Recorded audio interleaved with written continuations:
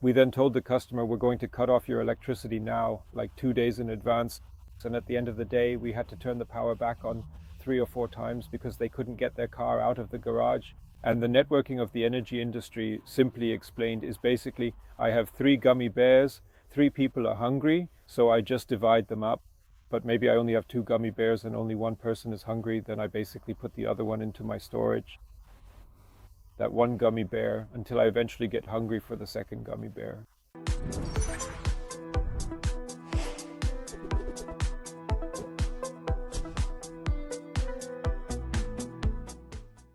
You studied energy industry programs alongside your job, Carsten.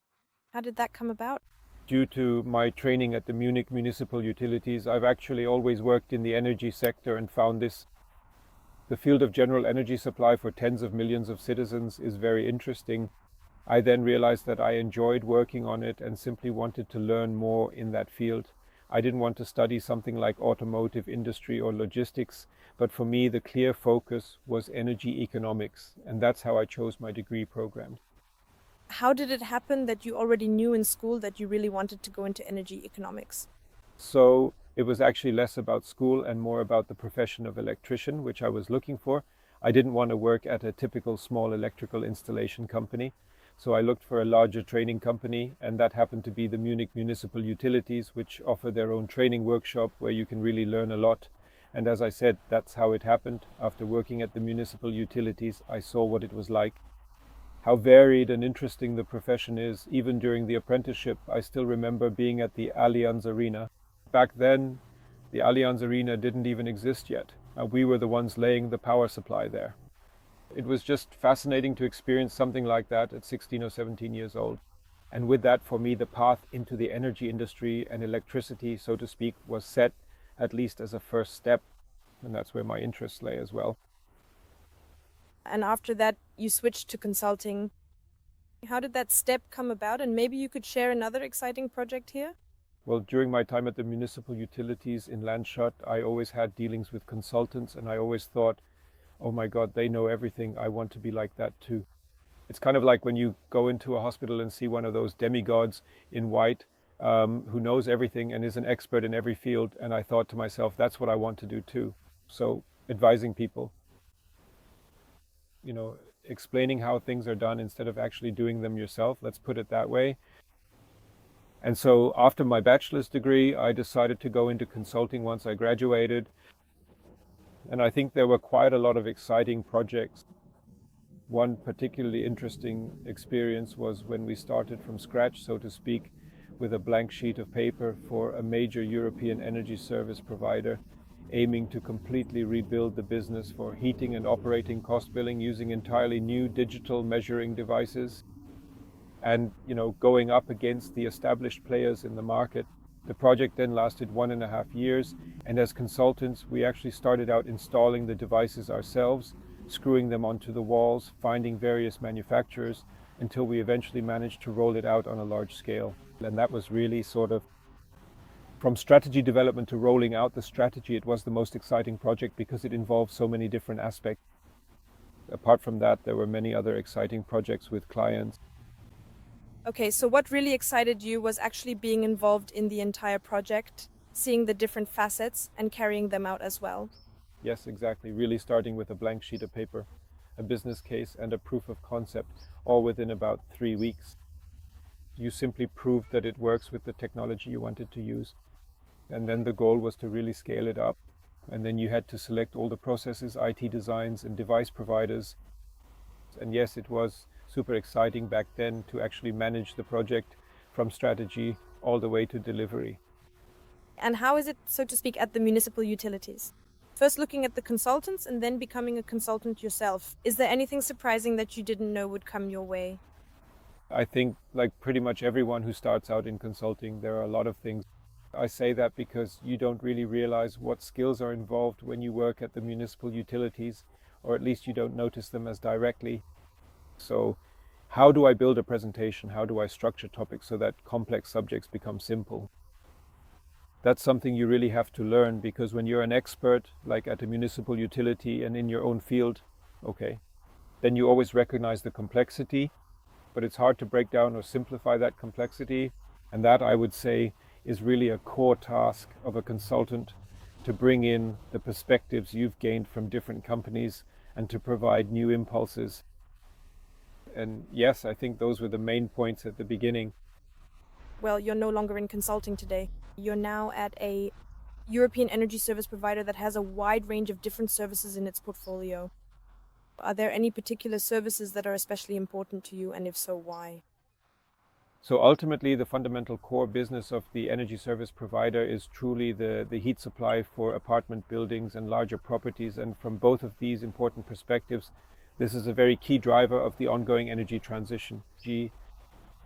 When we realize how much energy we actually use for heating compared to our lighting or our TV, then everything we have in terms of electrical appliances at home is really secondary in comparison. Just the gas consumption alone, if I were to heat with gas, is enormously higher, and the costs are also much higher than the pure electricity consumption at home. I just found it fascinating that this company has made it its mission to completely decarbonize heat supply. And ultimately, that's also one of the key factors for the energy transition. If we manage to decarbonize our mobility sector, that is our roads, local and long distance transport, as well as our heating, decarbonizing these sectors would be a huge step forward, because, as mentioned, the share of pure electricity consumption is actually quite small compared to the other two sectors. Unless, of course, I work in industry and run an aluminum smelter, then I obviously have a high energy demand, meaning high electricity consumption. But for me, the real key lies in decarbonizing heat, and that's exactly what I found so interesting about it. I found it very exciting to see this in the company's portfolio, along with the vision of saying we want to completely decarbonize our portfolio and our customers. So, decarbonization is something that's really important to you in general? I'd say it's very important that we emit less CO2 and that we use the energy sources we have more sensibly than we have in the past. Of course, that was good in a way to ensure rapid growth, but we also want to make sure that in the future, for the generations that come after us, there is still something left where growth, or at least economic stability and quality of life, can continue to be preserved. And that just doesn't work if we put barrels of oil out on the street, set them on fire, and watch as the black soot rises into the air. Instead, we simply have to look for alternative and innovative solutions, effective ways to generate and consume energy differently, so to speak, and how we can further decarbonize other crucial sectors, especially mobility and heating, which are significant contributors. Now, we know that the energy industry has changed enormously in recent years. How have you experienced this development, and what do you think is coming our way in terms of speed over the next 10 years? The biggest thing when I started was really experiencing the complete regulation of the grids.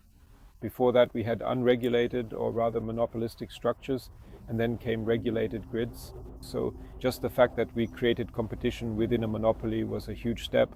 And the biggest thing I noticed was the effect that we had so many renewable energy systems connected to our low voltage grids. We brought them into the power grids because every homeowner somehow installed a photovoltaic system. At first, we even thought we might never manage it. Too much work, too many processes, the grids can't handle it. By now, we have over 50% renewable energy in our electricity consumption, and that shows that we are indeed making it happen. I think the challenge is that our buffer, whether technological or in our grids, which have always been able to adapt, is getting smaller and smaller. So we simply have to think more about networking, storage, and using energy more intelligently than we may have done in the past. And that will definitely be the next big step. And in addition, we still have to keep things very simple for all customers. So whenever you go to your neighbors, customers, or acquaintances and explain how complex the energy industry is behind the scenes just to generate a bill, it still has to remain simple for the customers in the end. And for that reason, we also have to keep thinking about the whole topic from this perspective and avoid adding more complexity or unpredictability. It will only work if what I do remains simple. The energy transition is often very complicated for consumers. Can you give a personal example from your everyday life of what the energy industry, digitalization, and renewables mean to you? Just a very clear illustrative example.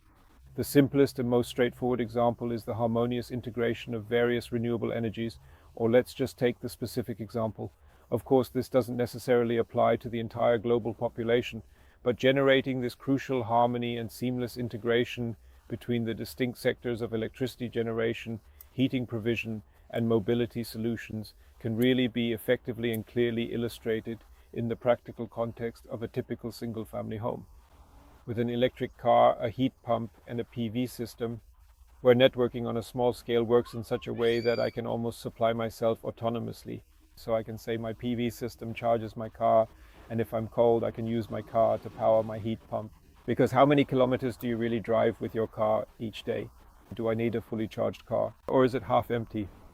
And just this small scale networking already makes it clear what kind of leverage I have, especially if I think about it on a larger scale, this networking, so I can almost manage, I would say, to become energy self-sufficient with these elements. Electricity generation, the PV system, the heat pump for my heating, and electric mobility for my transportation. If I can coordinate all of this in harmony, get the most out of it, and then think even bigger across entire networks, across whole regions, you can see that there is still enormous potential there. Especially considering that we have wind energy in the north and perhaps consumption in the south, there are smarter ways to manage this than what we've used so far. And now the test, how would you explain that very simply to your daughter? What is networking in the energy sector? Networking in the energy sector, simply put, is like this. I have 3 gummy bears, 3 people are hungry, so I just share them out. But maybe I only have 2 gummy bears and only 1 person is hungry, then I basically put the other one into my storage, that 1 gummy bear, until, let's say, I eventually get hungry for the second gummy bear. That's really all there is to it. So it's about saying I have a certain resource like wind or sun, and I try to distribute it as efficiently as possible. I'll just put them into storage. Then basically, if the heat pump wants gummy bears so it can get warm, then I just give the heat pump a gummy bear if I still have enough left over. You're also a lecturer for energy law at the University of Applied Sciences in Landshut. What actually motivates you to share your knowledge in addition to your very demanding job? Essentially, it's because I myself had the privilege of being able to study while working, which made everything possible for me in the first place, which I have now, starting with my bachelor's degree, my master's degree, the job I have, everything I'm able to do now was made possible for me because some people, let's say, more or less volunteered and said they'd teach on Fridays and Saturdays, which after all they didn't have to do. And that, I would say, is my biggest motivation, to be the same kind of enabler for others as those people once were for me. And in the end, I just really enjoy energy economics. It's a lot of fun for me, so I also enjoy passing on that knowledge. How does everything work together? All the things you never actually see. No one knows the market roles: exchange, generation, supplier, metering point operator, grid operator. To somehow understand the whole thing, that in the end, all you get is an electricity bill and your outlet always works. You just plug something in and have power. That's really the point, to convey that. Explaining in simple terms what's actually behind all of it is a lot of fun. What do we need more of in Germany, and what do we need less of? Well, I think we're going to need less bureaucracy because all the energy industry laws are already so complex and bloated, and it always feels like it's based on a trial and error principle. We always have to define everything before we can even get started, I think. The most important thing we need is simply to get things done. So just try things out, just do it, take action, move forward, instead of waiting and saying, I can't roll out smart meters because it's not clear whether I should put the sticker on the bottom left or the top right. Instead, just say, just do it, start something. But of course, I also understand the companies, there shouldn't be any obstacles for them either. So for the things where you, let's say, take the initiative and go ahead, you also need, at the very least, some kind of investment protection. Let me put it that way. So if I say now there are no rules for smart meters or for smart meters connected to gas systems or anything else, then you can just go ahead and do it in the industry, but you simply need investment protection for that. Otherwise, you might be told later that you did it wrong, and now you have to tear everything down and change it. That would just be counterproductive. So I really think that just taking action is what's most important. Or just get started and not focus too much on planning and then adding more and more details and only moving forward once everything is clarified and we've written another 100 pages about whether there's a 1 and a 0 or a 0 and a 1 in the code. Just get started. I think that would really speed up the energy transition significantly.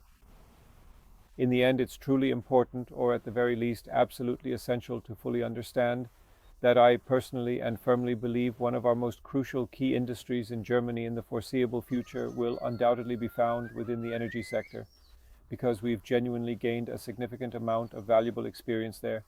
We possess many promising opportunities, and there's also a considerable and pressing need across Europe to diligently build up production capacities, skilled personnel, and so on.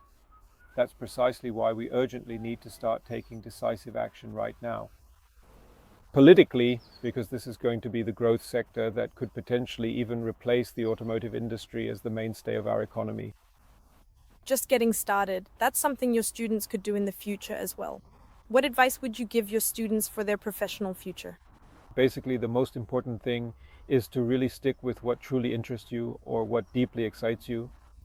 So don't just take a job for the money, because then you'll eventually lose all joy in it. You'll just feel like you're on a hamster wheel. Instead, say to yourself, this is a topic I know about. I want to drive it forward. I see the value in this work, and then just head in that direction. But still, you have to work hard to reach your goals. So it's important. Hard work pays off, and you have to keep pursuing that. Since the students I teach are also working students, I assume they've understood that. Thank you very much, Carsten. That was very insightful, as we consultants like to say. And until next time. Thank you, and we'll be in touch.